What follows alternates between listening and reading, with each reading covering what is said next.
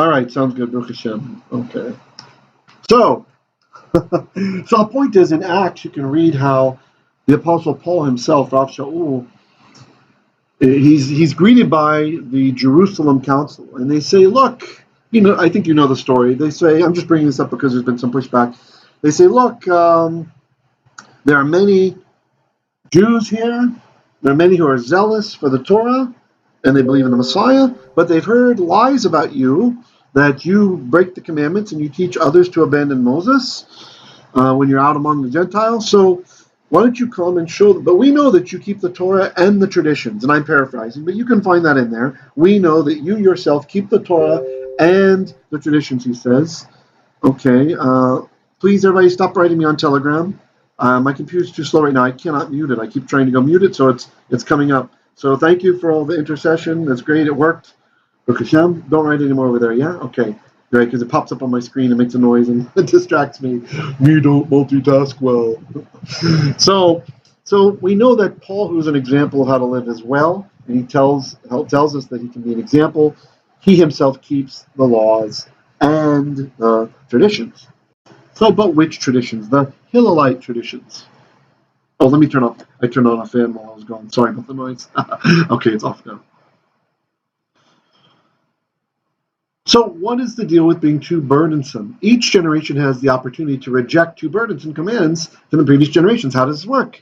The Beit Din, or the local leadership, where 2 or 3 are gathered, there Yeshua is in the midst of them as they make halakhic decisions, can decide that a certain rabbinical interpretation doesn't make sense anymore because of the technology we have or the situation that we live in a certain culture, whatever, and that releases us from various mishpatim. The mishpatim, which are it's oftentimes translated as the judgments, these are the decisions made by religious courts, right? So this can be elders and a rabbi or whatever can get together and can decide, look, it's too much to put this on these people. The yoke is too hard. Better to lighten it a little bit. And of course, by lightening it, we're not saying they can disobey the commandment. What we're lightening is the hedge. The hedge gets lightened, right? So, for example, there's a rabbinical tachanah that you can only travel 3 Roman miles on the Sabbath day. And so, well, we might say, look, that made sense when they were living in the land of Israel. But for people who want to have a Mikvah Kodesh today, then maybe this doesn't make sense. With the comfort of technology, they're not having to make a horse suffer to travel, so maybe that can be lifted. That's an example. And so when the apostolic writing is talking about what their fathers had to bear, it means the interpretations that were levied on them by whatever religious sect. Right? It's not saying the Torah in and of itself. Because remember, the Apostle Paul himself, he teaches that without the Torah, I would not have known what sin is. Right? Sin is defined by the Torah. I've made the case before that if you're going to say that you don't need the Torah because it's obvious what sin is, well, then just look to Japan. They don't have murder, they don't have theft, they don't have rape, they don't have, in any significant number at all, these sorts of things happening. And so, but do they have the Torah? No. So the Apostle Paul's words, are they wrong? That without Torah, the Torah is what teaches what sin is? No. What it means when he says that is there are things that are not obvious to someone that they're sin. For example, keeping the Sabbath day, that you have to rest on the Sabbath.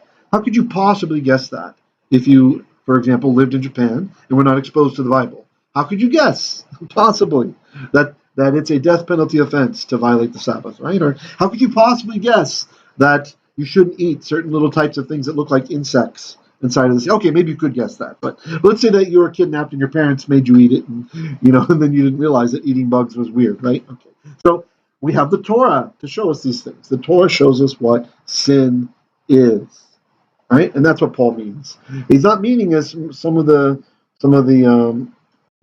Gentile interpreters will say, like he's talking about the moral law, about murder and stealing. I just made the case against that.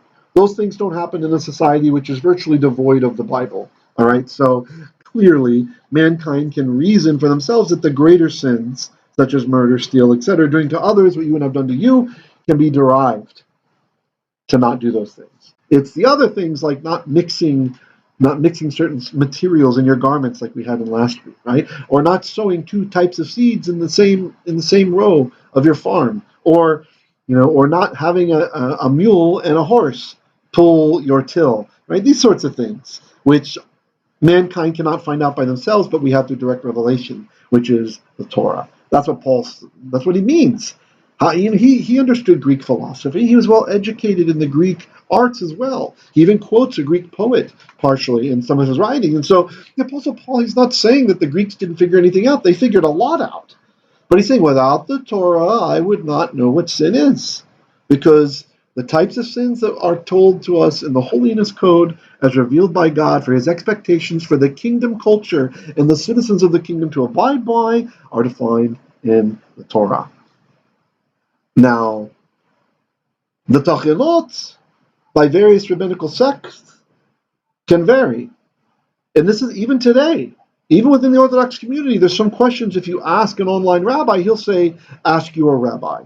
Because there's things that are involved, tradition, where you live, the culture, etc., that involve the binding and the loosing of the hedge that is around those commands. Does that make sense? The binding and the loosing is what is affected and is what 2 or 3 can decide, okay, for community. Okay, someone has audio but no screen. Make sure you're following presenter, Tet, and then you can see the screen, okay? Hope you all can see the screen. All right.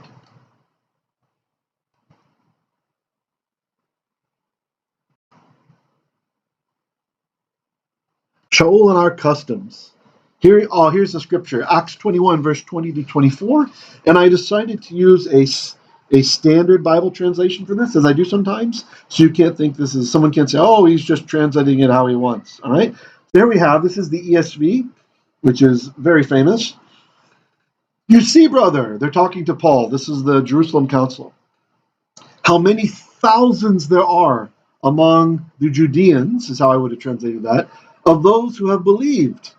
They are all zealous for the Torah, and they have been told about you, motzi shemra, slander, that you teach all the Jews who are among the Gentiles to forsake Moses, telling them not to circumcise their children or walk according to our what? Customs. They've been told slander that you teach them not to walk according to our customs. I'm talking to you, Hebrew roots friends. Okay? This is what Paul has been slandered about. They've slandered him, saying, you teach them not to walk according to our customs. Slander. What then is to be done? They will certainly hear that you have come. Do therefore what we tell you. We have 4 men who are under a neder. Take these men and purify yourself along with them and pay their expenses, so that they may shave their heads. Thus all will know that there is nothing in what they've been told about you. There's nothing in it. In other words, he keeps the customs and the traditions. So it's impossible to interpret, guys, that putting a hedge around the Torah is the sin of adding or taking away, okay? There's no way you can miss this. It's ESV, okay? This is not a contested, this is a translation by committee, all right? It's a translation by committee from various denominations. I challenge you to push back on this. Anybody, if you want to leave comments, if you're seeing it on the YouTube or whatever, I will make the argumentation from the Greek. There's no way around this. Paul has been slandered that he teaches people to not walk according to our traditions, our customs. It's the same word in the Greek. They've been taught not to do it. But now he's supposed to show that there is nothing in what they've been told about you. That negates this. That means that Paul taught the customs. He taught the law, and he taught the customs. You see? But the Jew yourself also live in observance of the law. That means the understanding of what it means to live in observance of the law is also to keep our traditions in a logical manner. To keep our traditions. Okay, someone has no audio. Goodness. Are we having no audio issues? For me, it shows green on the audio right now. Somebody please chime in if you've got audio.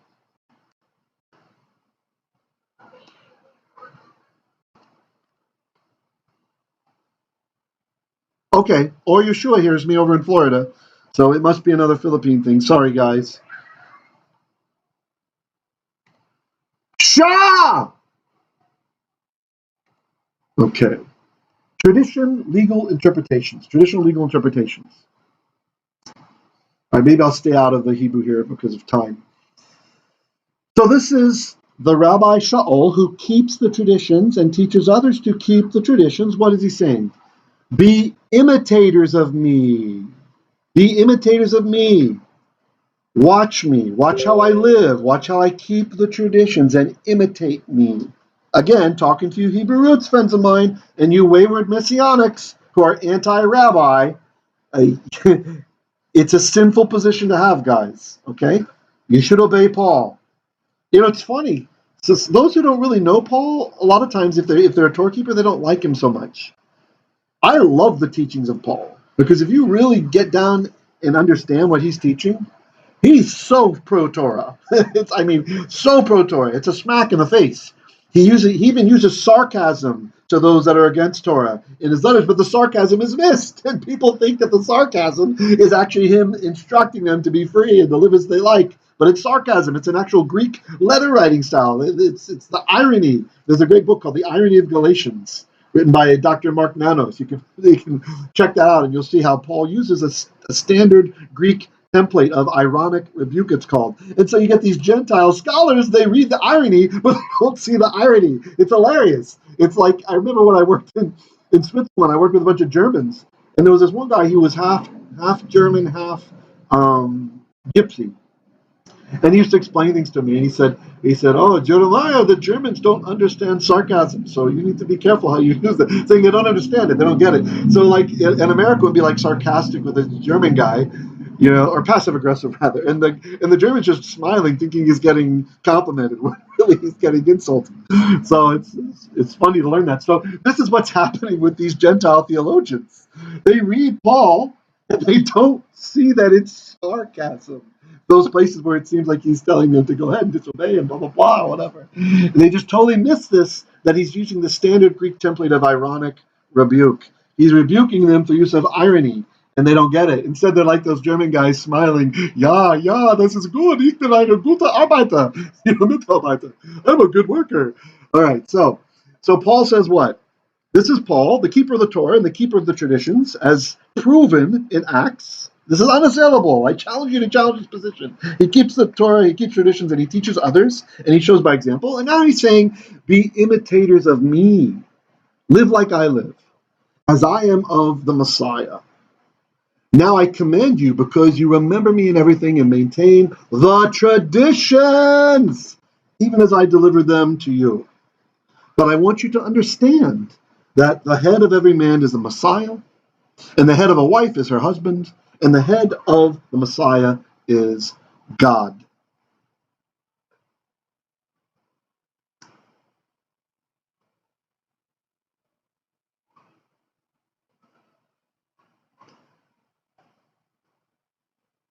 Acts 23:6.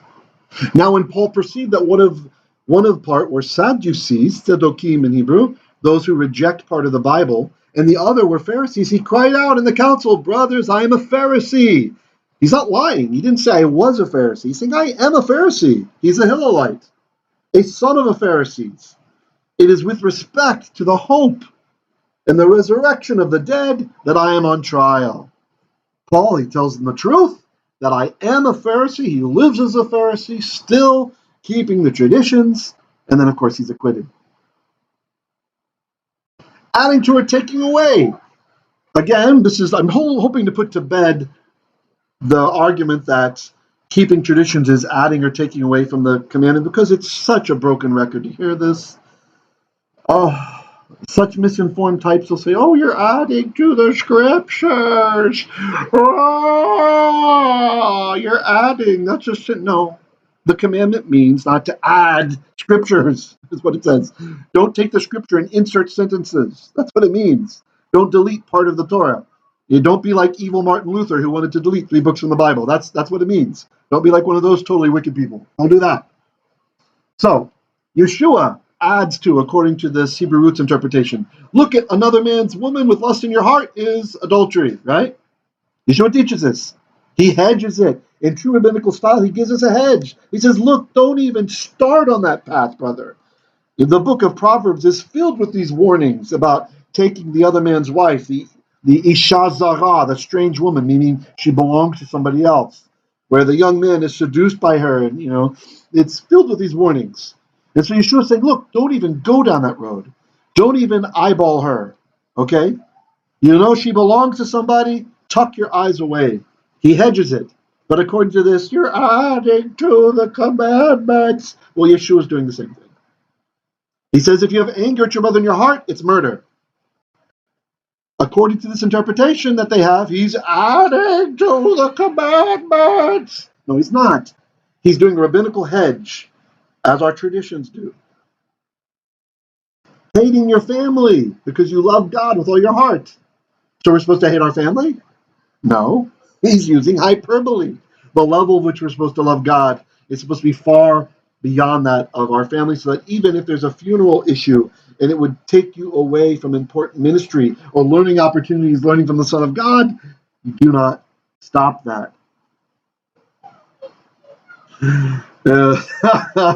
Shamush Yochanan in Florida says, aren't all women strange? I will not touch that. I'm not going to touch that. Your words. Deal with it. But ish zara doesn't mean like weird. It's not strange like weird. It means like one that is not, you're not allowed to touch, right? Not just, for example, the Levites. There's commandments of Levites that says that if a zar approaches, oftentimes translated an alien, and so people think it means a non-Jew. No, it means like someone from the other tribes who's not a Levite, who's not allowed to do that stuff with the Mishkan. If they encroach is a better way to translate, then you have to deal with that zar. So that's the same thing with the ish zara. She's strange in the way that meaning she's not yours, right? Okay.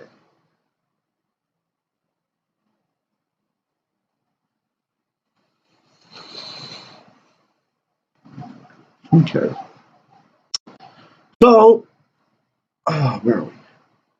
Then Yeshua said to the crowd and to his Talmidim, saying, according to Moses, cathedras, Hebrew students, this is moshav. Where have we seen moshav? Psalm 1. Remember we recently were talking about moshav? Blessed is the man who does not walk in the counsel of the wicked, meaning it's like a governing body. Uveder chata'im, or in the assembly of sinners does he stand, meaning like participate. Nor in the moshav leitzim, nor in the session. Moshav in this sense means session of scorners. Does he sit, meaning does he participate, right?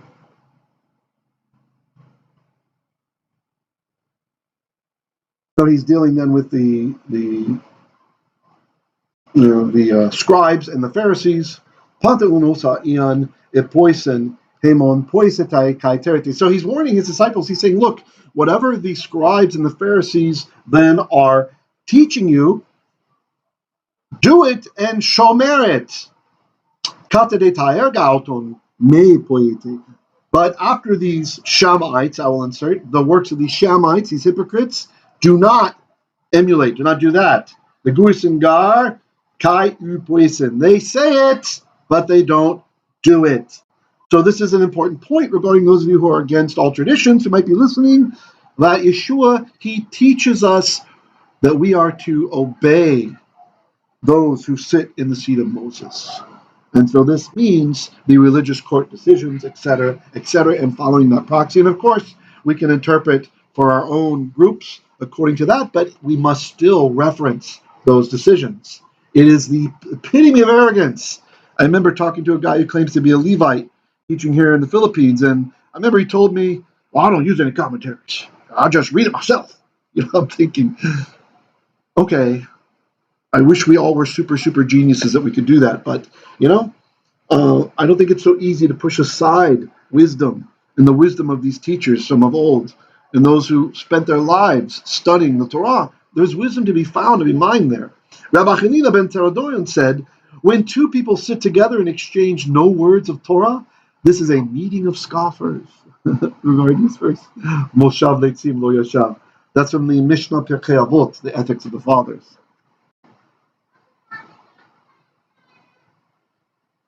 Almost done, people. If you have to go to dinner, you're dismissed because we had technical issues. I'll understand. No insults taken, but try to be here, guys, at least within 15 minutes after starting time. Come on. We can do that, can't we? We're not commuting. Fearing parents, the Rechovites. You remember the Rechovites? These were the guys that did not drink alcohol. Why? Because their ancestors told them don't drink strong drink. And so it's counted to them as righteousness that these guys obeyed their ancestors and did not drink.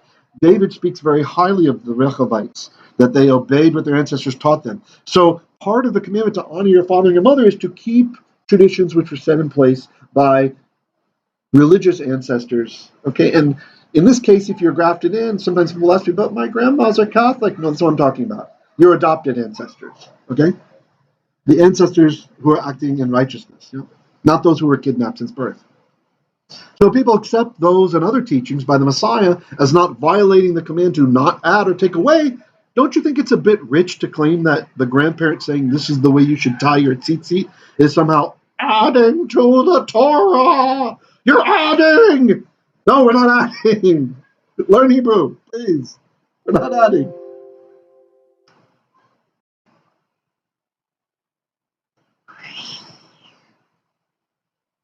The pseudo-Jewish roots movement is now chopping off the Jewish part.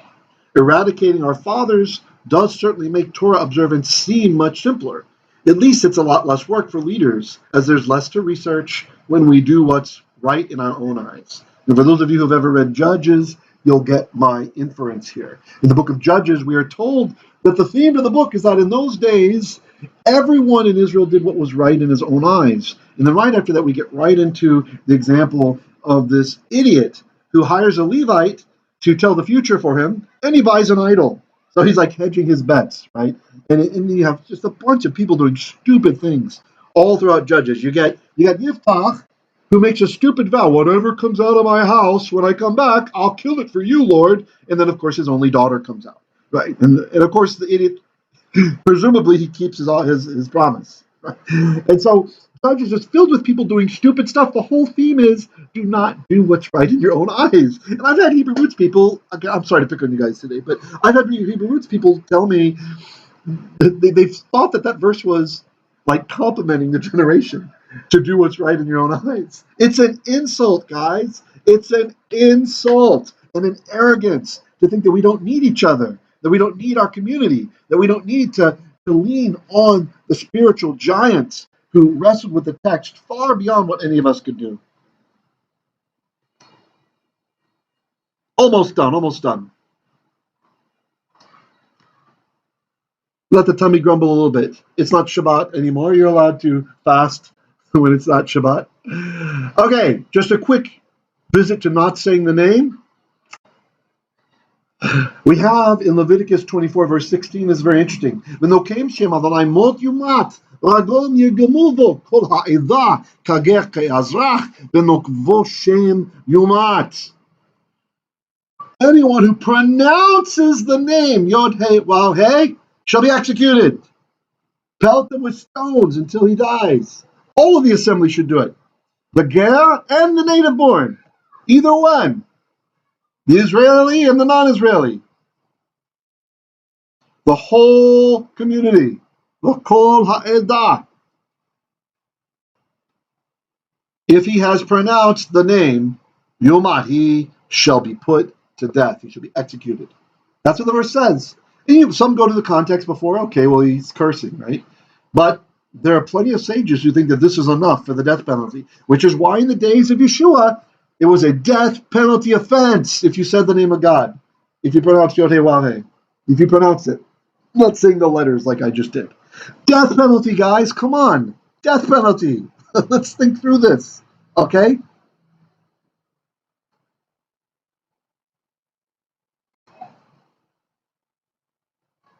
In summary, I'm not trying to put all the traditions on anyone. I don't keep all the traditions. But do not let fear-mongering against our ancestors rule the day, huh? We must resist this current attitude that's moving throughout the Messianic movement and already has rampaged much of the Hebrew roots movement. The goyishe attacks on Jacob have to stop. Okay, it has to stop. Jacob was an ish tam, a perfect man. You don't like what I'm saying? Learn Hebrew and argue with the text, okay? The smears of the rabbis. You know, I've had Hebrew roots people tell me, quote, why would I listen to a bunch of crusty old men who don't even believe in the Messiah. Crusty old men. These are the guys who invented the vowels that are necessary for Christian translations of the Bible. Okay, that's our tradition, the Masorah. These crusty old men. Gentile church traditions without biblical grounds should be discarded. So, out of the one mouth, people oftentimes they disparage the traditions of our ancestors. Well, out of the other mouth, they love them some Christmas. They just be loving them some Christmas. I remember I used to teach Hebrew at a church and it's also a private school too. In well, I won't say the town. You might figure out who it is. A little town close to where I live. And they loved it. They really enjoyed the teachings until one time I put down Christmas. And never heard from them again. Never heard from them again. Interesting. And especially since that pastor's now dead, I don't want to give away who it was. But you got to be careful when you pick on people's pagan traditions. You're going to get some pushback, won't you? So I hope you guys got the gist of this today. The gist is we have to walk in his ways, and sometimes that entitles keeping the traditions. And I know a lot of you have heard this before. Thanks for tolerating the little bit of a rampage. And I just want to end with something regarding pronouncing the name of God, because this is the biggest offense that I see in the Philippines. This is from the Mishnah Sanhedrin 7:5. The blasphemer is punished only if he utters the divine name. See? Only if he utters the name. Rabbi Yehoshua ben Korcha said, the whole day of the trial, the witnesses are examined by means of a substitute for the divine name. They say, may Yossi smite Yossi, right? To make it sound kind of like the name, but it's not the name. When the trial was finished, the accused was not executed on this evidence, but all persons were removed from the court, and the chief witness was told. So all the witnesses get removed. Any observers are removed, you understand? Because it's such a big deal to say the name, but a person's life is at stake. So they got to make sure that it's correct. So then the chief witness was told, state literally what you heard. Thereupon he did so, using the divine name. The judges then arose and tore their garments. You understand, guys? Oh my gosh, this normal person, this lay person, he's not a Kohen, he's not in the temple. He said God's name. The judges tear their garments, right? Because God's name has been profaned, which were not to be resown. The second witness stated, I too have heard thus, but not uttering the divine name, right? You see? It's necessary because of pakuach nefesh, because of the life risk, to have the one person profane the name in the court hearing. At least it's a court setting, determining if the person's innocent. But the second witness was not to pronounce it. He only had to concur, yes, that's what I heard. You see? So as to not abuse the name. Even in the court proceeding on the capital offense, our sages were very careful in how to determine the evidence. And the third says, I too heard thus. And then it's the death penalty. Be the Malkeinu, our Father, our King. We live in trying times. We're so grateful for the blessings we have with technology when it works, and that we can meet freely and we can discuss things and we can love you with all of our mind as you've commanded us. We can seek your commands. We can wrestle with one another and wrestle with your scriptures and get to the truth. Please give us the hearts to understand when we've been wrong so that we can be corrected, Abba. I pray that no matter what our age is, anyone listening, and myself included, that we would always be correctable, that we could always learn the better way, like Priscilla and Aquila taught the one rabbi. Please take us by the hand and lead us, that we might properly walk in your ways, discarding any traditions which go against your Torah and do not apply to this day and age, but clinging to those which were made by our ancestors in a proper way, so that we might execute the proper application of Kibed et Avicha, honor your ancestors. I ask that you would not have a spirit of condemnation, please, on anyone who's heard this, but that they would be excited about the possibilities of what's to come through this year as we grow and walk deeper and deeper. And I ask that anyone who's been saying, oh Lord, if only I was wealthy, if only I won the lottery, if only this, if this was it in my life, I would study your word. Father, I ask that you would show those people how we are wasting time every day on stupid stuff. Show us so we will stop lying to ourselves. Help us to be truthful in our own lives with our colossal procrastination, that we might serve you better and know you better and fall deeply in love with your word and your Lashon HaKodesh. לכל אשר שומעים את קולי היום הזה, בבקשה אדוני, תשלח להם from your storehouses above. Everyone listen today. Just give them, please, blessings, Lord, from your storehouse above, and lead us into a new week with fresh understanding and energy and blessings. B'Shem Yeshua HaMashiach Mashiachenu. Shavua Tov, everybody. Sorry I went late. Got the technical issues. I'll post the Josh in 2 parts because of that. Yeah. Will you count the Omer? Very nice. Thank you for the tzaddik reminding to count the Omer. Is it 35? Are we 35 tonight? What are we? Hold on. I always have to look it up. 35. 35, okay, yes, let's count the Omer. Thank you for that. Baruch atah Adonai Eloheinu melech haolam asher kiddushanu v'mitzvotav v'tzivanu l'sifrat et ha'omer 35. 35. Thank you for that we can keep that mitzvah together as a group. Good job, Doctor. Okay. Yeah, it came from Tony Tan. Okay, very good, Tony. Thanks. I didn't see the text. Good job. Nice to give credit where credit is due. Okay. They say that the technology is good if it works. Yeah, exactly. When it works, it's great. When it doesn't, I have a question for you, but I don't know if you want to answer it here. Okay, go for it. Let's hear it. As far as the traditions are concerned, by way of illustration, let's take the hechsher. Okay. I've seen like there's 20 some or more different hechshers, none of which there isn't a messianic hechsher. Right. That's sad that there's not one. So when you're... By the way, he's talking about the kosher symbol, guys. Those of you who are still here, what shows that food is kosher, that's the hechsher mark. Or a restaurant, or you see the OU, the Orthodox Union, on your M&Ms, saying that there's no bugs inside of it. That's what it's telling you. Okay, go ahead. Okay, so when you're reading these different traditions and halakhic rulings, I'm going to use the hechsher as an example. When you see different Jewish sects that are saying something that are not compatible with it. Well, like one says to do this and the other says not to do this. So you've got different halakhic, from the ancients, and then from people that issued halakhic rulings during the Middle Ages. So you basically have to make a choice. Which way how have you developed a mechanism for taking sometimes even contradictory halakhic rulings and applying them? Okay, so first with the example you used regarding hechsher marks, I regard all hechsher marks from American Jewish organizations as kosher. So if it's the kasa, or it's the K in the triangle, or it's the kosher with the Hebrew words, or if it's the Orthodox Union, all of them apply a similar standard to kashrut involving bug traps, insect traps, to stop bugs or rat droppings from getting in the food, that kind of stuff. So it's all much better than without. Okay, so first on that answer, any of them goes in my perspective. I think that's fine. Anything is better than nothing when it comes to some kind of oversight, making sure we're not eating bugs, right? Okay. So the second one regarding if there's an apparent contradiction between different traditions, well, we go with the tradition from which we descend from. So if you are Sephardic, then you side with the Sephardic rabbis, especially if it's a Sephardic congregation.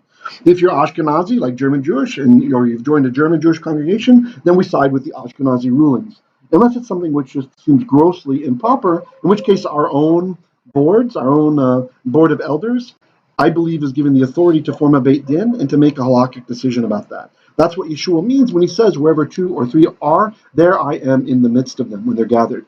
What he means is, I side with that Beit Din, with what they decide. You have the authority to make a decision regarding that tachana, right? So we can, and when he says you have the power to bind and to loosen, whatever you bind on earth will be bound in heaven. This is not about demons, this is about halakha. So in these cases, Yeshua is also saying that your groups that understand what's happening on the ground where you live, what the situation is like in the Philippines with the various forms of transportation, what the situation is like for the people wherever you live, then you have the authority in those areas to bind the halakha, meaning to make a very tight tachana with a big hedge steering you far from the sin, or you can loose the hedge entirely almost so that it's only the sin that must be avoided, that's left bare. So Yeshua gives us the answers to the questions you're asking. It's a very good question. really apropos? And the answer is that our own congregations have the authority to make those decisions based on the leadership. We can decide, we can form Beit Dins, even a temporary Beit Din. A Beit Din could be as small as 2 people, which is interesting, because Yeshua says 2 or 3 are gathered. There I am in the midst of them. So, does that answer your question? Yeah, I just, that, and I was thinking about because I was read a discussion about some groups say that it's okay to eat rice and some say it's not. Oh, you're talking about Pesach? Yeah. That's an Ashkenazi versus Sephardic thing.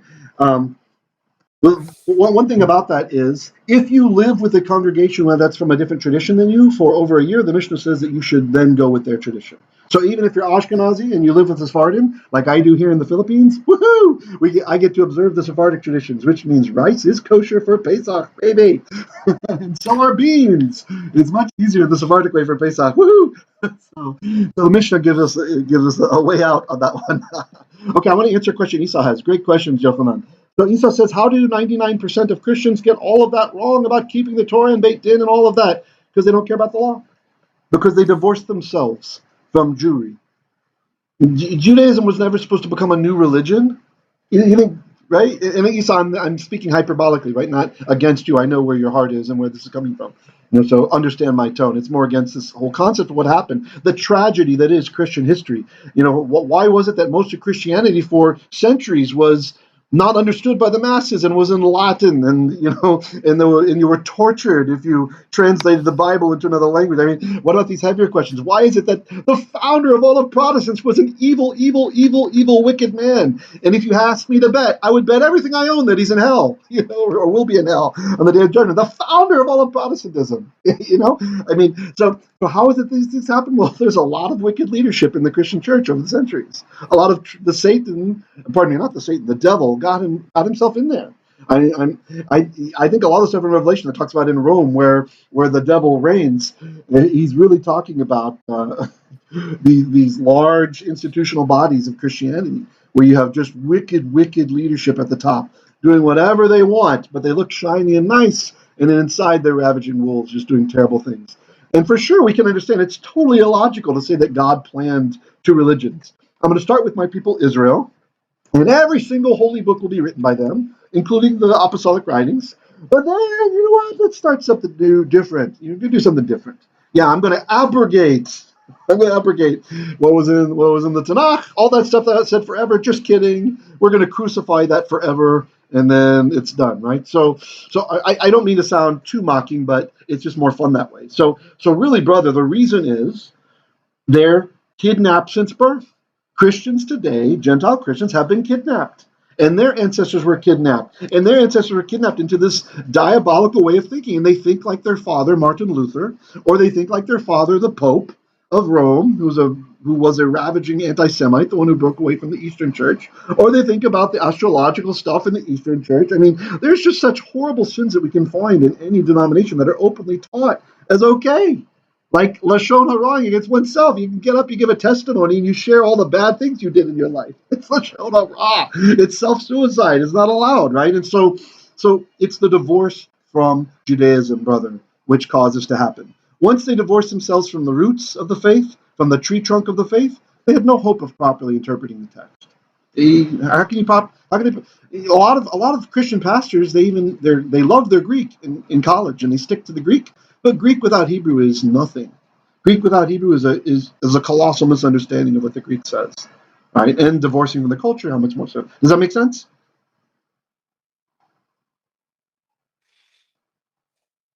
You can push back if you like, bro. I know you're doing devil's advocate here. Anybody else? Any other comments or questions? Again, you're free to go eat if you need. This is just those who want to stick around and chat because we had all that lost downtime. I want to make sure that we... I think the irony or the tragedy is that obviously the Protestant movement was the most massive of all the reform movements, but there's been, throughout history, there's been many reform movements within the church. I mean, the Huguenots and sure. Saint Francis of Assisi led a reform movement, right? But they always, underlining everyone is the claim that they're trying to get back to the Bible, and yet You can't do that if you've divorced yourself from the people. Right? Mhm. How can you be Israel if you don't know anything about Israel? Not you, but metaphorically, right? When Paul says that you're Israel now, that you've joined Israel, if you don't know what it is to be Israel, if you don't know what the rules of the kingdom are, what the kingdom culture is, how can you properly be a good citizen in good standing? And again, it comes back. We have to be careful not to be judgmental, right? So even though I'm speaking very harshly for hyperbolic effect, really, we understand that our brothers, the Gentiles, who we're probably going to see in heaven as well, right? Because they're violating the least of the commandments and teaching others to do so, right? According to Matthew. Nevertheless, it's because they've been kidnapped at birth. They've been held hostage psychologically. And even in the seminaries, when you question, you get kicked out. It's not a free thought.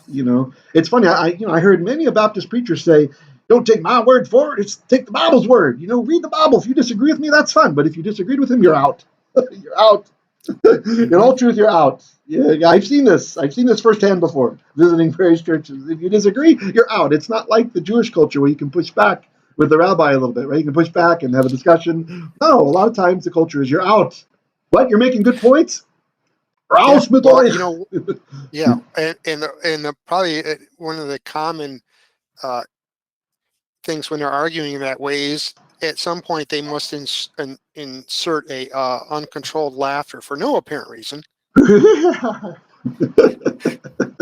To be clear, by the way, guys, microphone's okay now. We're done with the Josh. So, here's a question. Okay. Hey, Rabbi. Mattityahu 22 says, Yeshua saying, many will be invited and few will be, I'm just translating it directly, many will be chosen, right? What do you think this is referring to? Well, I think this is the concept of the elect, right? And this is where some people, they end up on the predestination slippery slope, right? To be chosen means that you've been selected and the others are not chosen. But really what it has to do is, Yeshua said that I came that they might have lives which are significant. The Greek word better translates as significant, lives of significance. And so to have lives of significance means that we want to be positioning ourselves in such a way that we might be chosen for a significant mission, right? And so since God, he draws near to those who draw near to him, I believe that this text that you're talking about from Mosiah is saying that those who have drawn near to him, those that are walking in his ways, those in which he can cohabitate with them because they're not filled with impurities in their life that drive the Holy Spirit away from them, they are chosen then for greater missions. So is that exclusive to those that keep Torah? That's a very good question. I don't think so, but because the question about the 99%, even 99.99% of Christians did not get the idea of the Torah and the importance of the tradition and the concept of without the Torah I would not have known sin, as you were mentioning before. And it seems like I'm taking the devil's advocate here. It seems like there had been a failure in the delivery of the message, or of course one can counter argue that no, this is the manifested evidence of the absolute free will that we have, that God would give us something that is absolutely good, and because of our bad choices we could end up taking that up to 100% of rejection, right. practicing our free will. And so I'm just trying to think about Yeshua's words here. Do you think he predicted, I'm just thinking that in Mattityahu 22, it sounds like he's predicted that many will be called. That's the 99% of Christians. I'm not making a claim here. I'm just reasoning and thinking out loud about that. Could it be that a lot of people are invited, like they do all these mass evangelistic crusades and so on. Lots of people come, and Christians are most of the time really concerned about the numbers and so Right. on. But really few understand the essence of God's word. And then those are the chosen ones, those that accept Yeshua's word in the context of the Torah, in understanding that depth. So that's I'm not making a claim here. I'm trying to understand uh, it's just sad that we see this amount of people rejected or not understanding, but at the same time trying to see, could it be that Yeshua is predicting that through this verse in Mattityahu 22? That You is know a what I mean? better question. Yeah, I think you nailed it on the head there. I think your interpretation is correct. It's a predictor. Yeah, it's a predictor. It's saying what's going to happen. And even the stuff you're talking about, the mass crusades and all the stuff, like living in the States. I remember I visited this one church several times. It was a Calvary Chapel church, which is very cult-like. That's one that I visited in California. And, very controlling of its members and kind of eerie. The praise and worship was great, though. People always say this. But one thing that I remember, there was an African pastor who visited, and Yosef, I remember was his name, and I remember talking to him about things, and he lived in a village. He had no running water in his house for he and his wife, and they were so excited. A bunch of these Christians were going to go for 2 weeks. They're going to fly to Africa, and they're going to help him build a church or something like this. And I asked him point blank, I said, Pastor, what would you prefer? Would you prefer that all of these wonderful people come to see you for 2 weeks who are not carpenters and help you to build literally the building of this church? Or would you prefer that they send the $4,000 for their room and board and the plane ticket each, and you have about $50,000 that you're going to use that you can hire locals with who don't have money, who actually are carpenters, etc., and you build maybe like 100 churches or something. And he said, oh, that one. He was very excited about that, right? So there's something that happens in the West where there's an appearance of significance in the kingdom, where a lot of, especially American Christians, they love to go on quote-unquote missionary vacations, we call them. Dr. Heiser calls them vacationaries, right? So they'll go down to Mexico for 2 weeks, and then they get the bragging rights to be like the Shamites praying in the corner where everyone can see. Like, look what I did. I went to Mexico to help this village. Well, you could have sent the $5,000 and done a lot more good. With the missionary who actually lives there, who knows the people that aren't lying about being in need, et cetera, et cetera, et cetera. Right? So I would kind of just push back a little bit on all of these who they seem to be fulfilling the significance that Yeshua was talking about, when really a lot of this is just pandering and projecting. Look how great I am. Look how religious I am. Look what I've done. Right? And again, it's not a judgment against various denominations. I really believe most of them are kidnapped since birth. Right? So there are many, many Christians who really mean well, but they've been kidnapped since birth. And they've been taught what is wrong is right.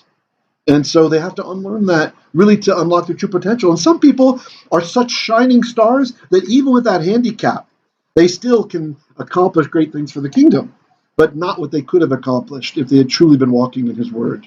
Does that make sense? Yep. Yeah. Okay. That's a whole topic that we could talk for a long time about that. Someone writes, Hebrew 3:15. Today, if you hear his voice, do not harden your hearts as you did in the rebellion. Beautiful. Thank you, Naomi, for that. The very, very good voice. Yeah. I've seen people struggling with it and wrestling with it, and they feel the call, right? Or they feel they're missing something. They've been in a particular denomination for so many decades or whatever, and they know everything there is to know. Every sermon is boring to them already because they know it all already, right? And they just feel something's missing from their lives. Something is wrong with their walk, and some people, they leave the faith over this, right? Or the cognitive dissonance that they cause in their own minds when they see these discrepancies from Scripture, right? Something in the Old Testament that just we don't do anymore, even though it says forever, right? These sorts of things.